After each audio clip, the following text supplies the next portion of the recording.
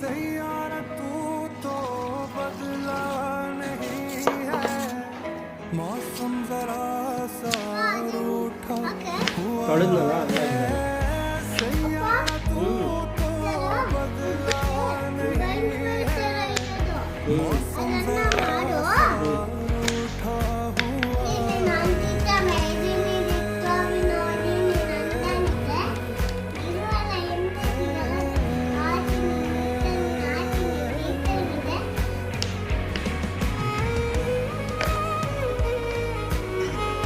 ಸ್ವಲ್ಪ ಉಪ್ಪು ಅರಿಶಿನ ಪುಡಿ ಹಾಕೊಂಡು ತೊಳ್ಕೊಳ್ಳಿ.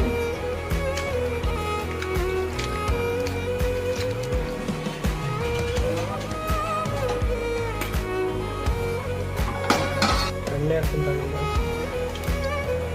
ಹಾಗಲಕಾಯಿ ಹಾಕ್ತಾ ಇದ್ದೀನಿ. ಫಸ್ಟು ಹಾಗಲಕಾಯಿನ ಫ್ರೈ ಮಾಡ್ಕೋಬೇಕು. ಗೈಸ್ ಹಾಗಲಕಾಯಿ ಸ್ವಲ್ಪ ಚೆನ್ನಾಗಿ ಫ್ರೈ ಆಗಬೇಕು, ಯಾಕೆಂದರೆ ಅದ್ರ ಕಹಿ ಅಂತ ಇರುತ್ತಲ್ಲ, ಆ ಕಹಿ ಅಂಶ ಹೋಗ್ಬೇಕಂದ್ರೆ ಸ್ವಲ್ಪ ಚೆನ್ನಾಗಿ ಫ್ರೈ ಮಾಡ್ಕೋಬೇಕು. ಗೈಸ್ ಈ ರೇಂಜಿಗೆ ಬಂದಮೇಲೆ ಎತ್ಕೊಂಡ್ಬಿಡ್ಬೇಕು ಹಾಗಲಕಾಯಿ. ಈ ಕಲರ್ ಬರೋ ತನಕ ಹಾಗಲಕಾಯಿನ ಫ್ರೈ ಮಾಡ್ಕೋಬೇಕು. ಇವಾಗ ಆಲೂಗಡ್ಡೆ ಫ್ರೈ ಮಾಡ್ಕೊತೀವಿ. ಗೈಸ್ ಆಲೂಗಡ್ಡೆನೂ ಆಗಿದೆ, ಅದನ್ನು ತಗೊಳ್ತಾ ಇದ್ದೀವಿ. ಜೀರಿಗೆ ಹಾಕೊಳ್ಳಿ. ಫಸ್ಟ್ಗೆ ಜೀರಿಗೆ ಸ್ವಲ್ಪ ಚಟ್ಪಟ ಆದಮೇಲೆ ನೀವು ಆಲೂಗಡ್ಡೆ ಹಾಗಲಕಾಯಿ ಫ್ರೈ ಮಾಡ್ಕೊಂಡಿರ್ತೀರೋ ಅದು ಹಾಕ್ಕೊಳ್ಳಿ.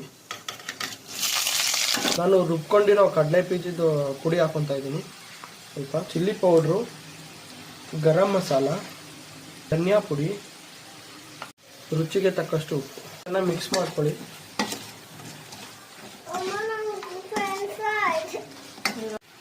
ಸ್ವಲ್ಪ ನಿಂಬೆಹುಳಿ ಹಿಂಡ್ಕೊಳ್ಳಿ, ಮಿಕ್ಸ್ ಮಾಡ್ಕೊಳ್ಳಿ. ಗೈಸ್ ಕರೇಲ ಆಲೂ ಫ್ರೈ ರೆಡಿಯಾಗಿದೆ ತಿನ್ನಲು.